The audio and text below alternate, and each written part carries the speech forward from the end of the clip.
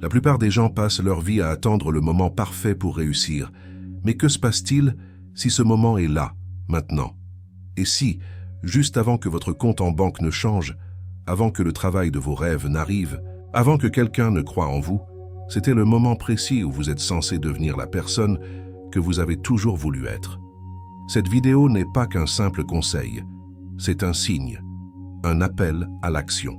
Une fois que vous l'aurez entendu, rien dans votre vie ne sera plus jamais pareil, non pas parce que les mots sont magiques, mais parce qu'une partie de vous est enfin prête à se souvenir de qui vous êtes vraiment. Si vous ressentez cette attirance, cette certitude intérieure et silencieuse, que vous êtes né pour quelque chose de plus grand, alors ne restez pas passif.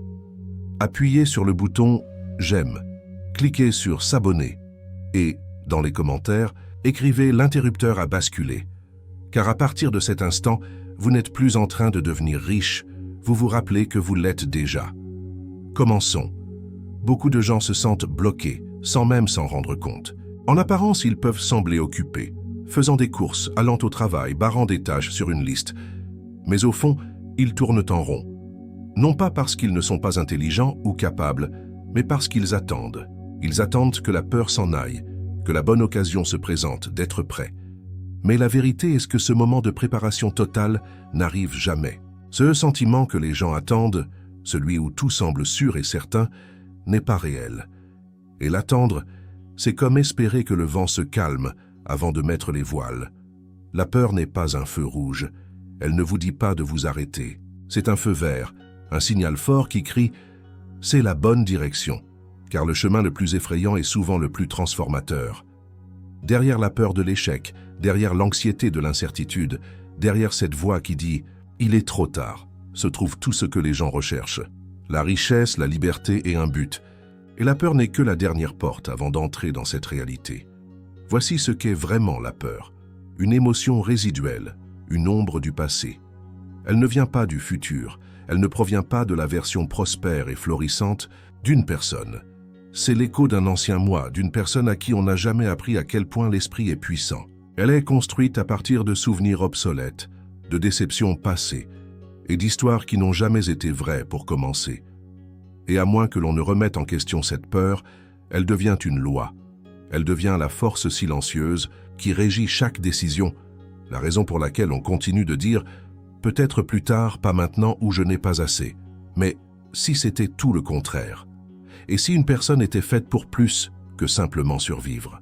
Et si l'abondance n'était pas quelque chose que les gens gagnent après des années de souffrance, mais quelque chose avec lequel ils s'alignent dès l'instant où ils cessent de laisser la peur avoir le dernier mot? Selon le docteur Joe Dispenza, le corps et l'esprit sont formés par la répétition, et la plupart des gens répètent inconsciemment le manque chaque jour. Ils se réveillent en ayant les mêmes pensées, ressentent le même stress, prennent les mêmes décisions, et s'attendent à ce que leur vie change comme par magie. Mais le changement n'a pas lieu lorsque l'on pense de la même manière. Le cerveau ne crée pas de nouvelles réalités en répétant le passé. Il a besoin d'un nouveau signal, d'une nouvelle croyance, d'une nouvelle fréquence émotionnelle. Et la peur perturbe ce signal. Pensez-y de cette façon. Le cerveau ne fait pas la différence entre une menace réelle et une menace dont on se souvient. Ainsi, lorsqu'on pense à lancer une entreprise, à postuler pour un meilleur emploi ou à demander plus pour son travail, le cerveau récupère de vieux souvenirs basés sur la peur, comme la fois où l'on a échoué, été rejeté ou s'est senti gêné, et réagit comme si tout se passait à nouveau. Le cœur s'accélère, les muscles se tendent, les pensées s'emballent, et puis la personne recule. Non pas parce que l'avenir était dangereux, mais parce que le passé était bruyant. Le cycle se poursuit, les années passent, et les gens se convainquent que la peur avait raison. Mais ce n'était pas le cas. La peur est bruyante, pas sage. Elle crie parce qu'elle a peur d'être remplacée. C'est la voie de la survie, pas de l'expansion. Et la vie que les gens veulent, celle avec la liberté financière, la paix émotionnelle et une profonde satisfaction, ne vit pas dans le monde de la survie. Elle vit de l'autre côté de la peur.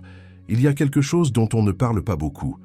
La peur n'est pas seulement une réponse émotionnelle, elle est biologique. Des études montrent que lorsqu'on visualise l'échec, son corps réagit comme si c'était réel. Le cortisol augmente, la concentration diminue, le cerveau passe en mode défense. Mais lorsqu'on visualise le succès, pas de manière désinvolte mais de manière profonde et émotionnelle, le cerveau croit également que c'est réel. Le système nerveux se calme, les idées créatives affluent, la confiance augmente. C'est pourquoi le Dr Joe Dispenza parle de l'importance de répéter mentalement le succès et non la peur, car le corps n'attend pas que quelque chose se produise pour le ressentir. Il répond à ce que l'esprit croit être en train de se passer maintenant. Et c'est là que la richesse entre en jeu. La richesse n'apparaît pas d'abord sur les comptes bancaires, elle apparaît d'abord dans la mentalité. Les personnes qui s'enrichissent pensent différemment. Elles ne voient pas l'argent comme une ressource limitée, ne se sentent pas coupables d'en vouloir plus, ne sont pas paralysées par la peur lorsque les choses semblent incertaines. Au lieu de cela, elles considèrent la peur comme une boussole. Quand quelque chose fait peur, elles s'en approchent parce qu'elles savent que c'est là que la croissance se produit. Imaginez une porte juste devant vous. Derrière se trouve la vie dont vous avez rêvé, la liberté, les voyages, une belle maison, la tranquillité d'esprit. Mais juste devant cette porte se trouve la peur. Vous fixez la peur et supposez que la porte est fermée à clé. Mais elle ne l'est pas. La porte ne s'ouvre que lorsque vous traversez la peur, que vous ne la contournez pas. Et lorsque vous faites ce pas, non pas après des années de préparation, non pas après que la peur a disparu, mais au milieu de celle-ci, c'est là que tout change. La peur dit « c'est trop risqué ». L'abondance dit « c'est ainsi que le risque se transforme en récompense ». La peur dit « tu n'es pas prêt ». La vérité dit « tu as toujours été plus près que tu ne le pensais ». La seule différence entre les personnes qui vivent avec la peur et celles qui vivent avec la richesse est le choix qu'elles font lorsque la peur apparaît. L'une recule, l'autre avance. Et le plus grand piège, c'est d'attendre la certitude. Les gens retardent leurs rêves en attendant un plan parfait, un résultat garanti. Mais la certitude est la plus grande des illusions. Même les chemins les plus sûrs comportent des inconnus. Les gens perdent des emplois sûrs, les entreprises basées sur la prudence échouent tout de même. Jouer la sécurité n'est pas la même chose que jouer intelligemment. La richesse est créée dans l'inconnu, pas dans le chaos, mais dans l'inconnu aligné.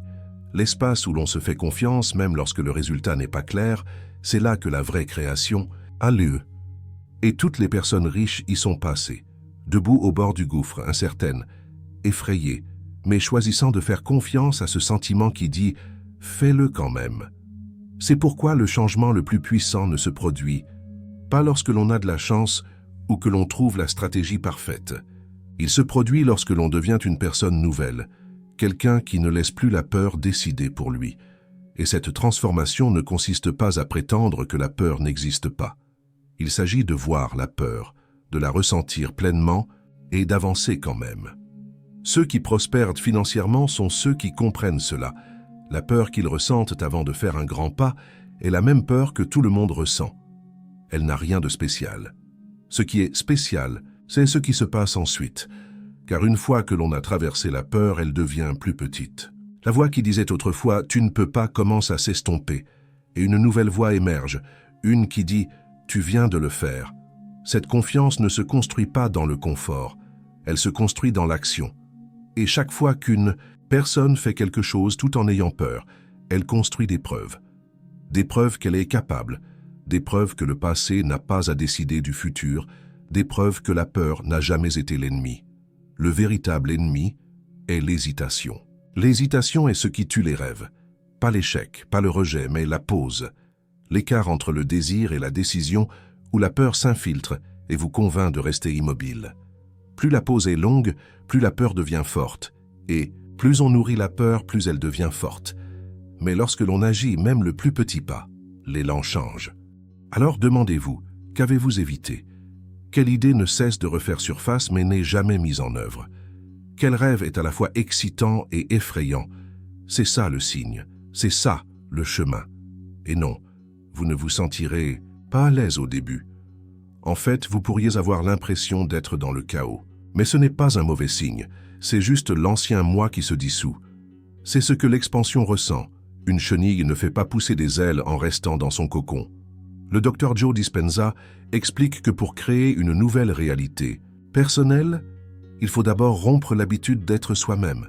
Cela signifie libérer la version de soi qui est accro au confort, loyale à la peur, mariée au doute, car le futur n'a pas besoin de cette version. Le futur demande quelqu'un de plus audacieux, de plus courageux, de plus en phase, avec la possibilité qu'avec la douleur. Le chemin à suivre n'est pas de connaître chaque pas, il s'agit de faire confiance au premier, car la clarté vient par l'action. La confiance se développe par le mouvement. Et la richesse, la vraie richesse, celle qui dure, vient de l'alignement, pas de la stratégie. Les gens ne sont pas censés rester petits, ils sont censés s'étendre, grandir, prospérer. Et oui, c'est effrayant, mais la peur ne signifie pas s'arrêter. Cela signifie que quelque chose de puissant est sur le point de commencer. Peu de gens réalisent que le plus grand obstacle entre eux et la réussite financière n'est pas l'économie, leur éducation ou même leurs antécédents. C'est la façon dont ils ont entraîné leur esprit à penser à l'argent. Les gens se retiennent sans même le savoir.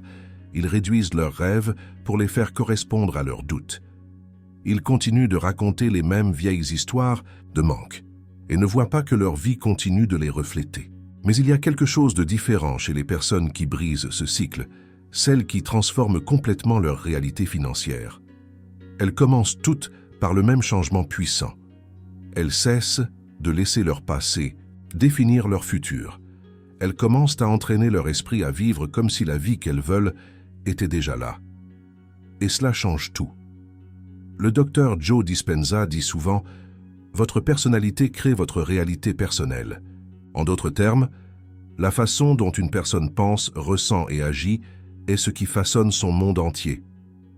Ainsi, si l'on continue de penser comme une personne sans argent, de se sentir stressé à chaque fois que l'on regarde ses factures, d'agir par peur, on continuera d'obtenir plus de la même chose. Mais lorsque l'on commence à penser comme quelqu'un qui est déjà riche, lorsque l'on commence à se sentir calme, sûr et reconnaissant, comme si son succès était déjà là, l'univers répond de la même manière. Ce n'est pas que de la théorie, c'est basé sur de la vraie neuroscience. Le cerveau ne fait pas la différence entre ce qui est réel et ce qui est vivement imaginé. Lorsqu'on s'imagine profondément vivre déjà dans la liberté financière, lorsque l'on ressent les émotions de l'abondance, que l'on prend des décisions à partir d'un lieu de sécurité et que l'on se comporte comme quelqu'un qui sait qu'il est destiné au succès, le cerveau commence à établir de nouvelles connexions. De nouvelles voies neuronales s'allument. Le corps commence à mémoriser cette nouvelle identité. Ce n'est pas une illusion, c'est une transformation de l'intérieur vers l'extérieur. Certains disent des choses comme « je me sentirai abondant quand j'aurai plus d'argent ». Mais cette mentalité crée un piège, car ils attendent que le monde extérieur leur donne la permission de se sentir différent. Ils pensent dès que l'argent doit venir en premier. Mais l'énergie ne fonctionne pas comme ça. L'univers ne répond pas à ce que l'on veut. Il répond à qui l'on est. Et qui l'on est déterminé par ce que l'on pense et ressent de manière répétée. Ainsi, lorsque l'on se concentre constamment sur le fait de ne pas avoir assez, on s'accorde inconsciemment sur la fréquence du manque. Notre énergie envoie un signal qui dit « Je n'y suis pas encore, je lutte toujours, je doute toujours ». Et ce que l'on reçoit en retour, c'est plus de la même chose. Plus de lutte, plus d'attente, plus de doute. C'est le cycle dans lequel la plupart des gens sont piégés. Mais voici le changement qui transforme tout. Au lieu de réagir aux circonstances, les gens peuvent commencer à les créer. Ils peuvent s'entraîner à devenir la version d'eux-mêmes, qui a déjà ce qu'ils veulent. Ils peuvent marcher comme cette personne, penser comme cette personne, se sentir comme cette personne. Et quand ils le font, leur énergie change, leurs choix changent, leurs résultats suivent. Le cerveau commence à accepter cette version comme la vérité. Le système nerveux se détend, la confiance augmente. Et les actions qu'ils entreprennent ce jour-là reflètent ce nouvel état intérieur. Ils peuvent rechercher de nouvelles opportunités. Ils peuvent se présenter avec plus de charisme et de présence. Ils peuvent enfin prendre le risque de faire quelque chose qu'ils ont repoussé, car ils ne sont plus poussés par la peur. Ils sont guidés par le futur. Maintenant, comparez cela à la personne moyenne qui se réveille et vérifie immédiatement son solde bancaire avec appréhension. Elle répète chaque erreur du passé. Elle s'attend à ce que les choses soient difficiles. Cet état émotionnel devient sa réalité. Et ainsi, même si une bonne opportunité se présente à elle, elle ne la voit pas ou, pire, la rejette sans s'en rendre compte. C'est pourquoi le Dr Joe Dispenza enseigne que les gens doivent ressentir le sentiment avant l'événement. Ils doivent entrer dans l'état émotionnel de la vie qu'ils veulent vivre avant qu'elle n'apparaisse. Ce n'est pas de la spiritualité creuse, c'est du conditionnement biologique. Quand on fait cela assez longtemps, le cerveau commence à s'attendre au succès. Le corps s'habitue à l'énergie de l'abondance et c'est là que le vrai changement commence à se produire. L'argent est de l'énergie. Il circule, il bouge, il répond à l'émotion, à la croyance et à l'attente. Quand on court après l'argent depuis un lieu de peur ou de désespoir, on le bloque. On peut travailler dur, mais tout semble être une lutte. On dit des choses comme « je fais tout ce que je peux, mais rien ne change ». C'est parce que le signal que l'on envoie est un signal de manque. Mais quand on s'aligne sur l'abondance, quand on cesse de courir après et que l'on commence à devenir, son énergie devient magnétique. On attire des idées, des personnes, des situations et des opportunités qui correspondent à sa nouvelle fréquence. Ce n'est pas de la chance, c'est de la résonance. Pensez-y comme si vous syntonisez une radio. Si vous voulez écouter une station de jazz, vous devez vous accorder sur la fréquence du jazz. Si vous êtes bloqué sur une fréquence de heavy, metal, peu importe à quel point vous voulez du jazz, vous ne l'entendrez pas tant que vous n'aurez pas changé de cadran. Il en va de même pour la richesse. C'est une fréquence. Elle a un ton, un rythme, une émotion, et tout le monde peut s'y accorder. Mais il faut d'abord changer sa façon de penser et de ressentir. Les personnes les plus riches du monde n'y sont pas arrivées en doutant constamment d'elles-mêmes. Elles ne vibraient pas avec la peur. Elles s'attendaient au succès, elles l'assumaient, et cette supposition a tout déterminé. Leur mentalité, leur humeur, leurs actions et finalement leur compte bancaire. Cela ne signifie pas que l'on doit faire semblant d'être positif. Cela signifie que l'on doit s'entraîner à une nouvelle base émotionnelle, une qui correspond à la vie que l'on veut vivre. Si l'on veut se sentir riche plus tard, il faut se sentir riche maintenant. Non pas parce que l'on se ment à soi-même, mais parce que l'on enseigne à son corps à maintenir cette vibration assez longtemps pour que le monde extérieur s'aligne. Et il le fera, car lorsque l'esprit et le cœur sont alignés sur l'abondance, le monde répond en conséquence. Il y a quelque chose que les gens ne réalisent pas. L'esprit est comme un thermostat. Il est réglé sur une certaine température émotionnelle, disons lutte, survie ou manque. Et chaque fois que l'on essaie de s'élever au-dessus de cela, le subconscient vous ramène à ce qui est familier. C'est pourquoi tant de gens s'auto-sabotent. Ils reçoivent une augmentation et soudain une nouvelle facture apparaît. Ils économisent de l'argent et puis une urgence se présente. Ce n'est pas l'univers qui les punit, c'est leur propre programmation interne qui les maintient coincés. Si l'identité n'a pas changé, la réalité ne changera pas non plus. La solution est donc de réinitialiser ce thermostat intérieur et la seule façon de le faire est de changer d'identité. Il faut cesser de penser, de ressentir et d'agir comme l'ancien moi. Se libérer de l'addiction émotionnelle à être fauché. Oui, c'est une chose réelle. Les gens peuvent devenir accros au stress, à la lutte, à se sentir impuissants. Mais, à l'instant où ils cessent de le faire, même un peu, de nouvelles voies s'ouvrent. Soudain, ils ne sont plus la même personne. Ils ne prennent pas les mêmes décisions. Ils ne tombent pas dans les mêmes schémas. Ils agissent avec clarté, pas avec confusion. Ils agissent par foi, pas par peur.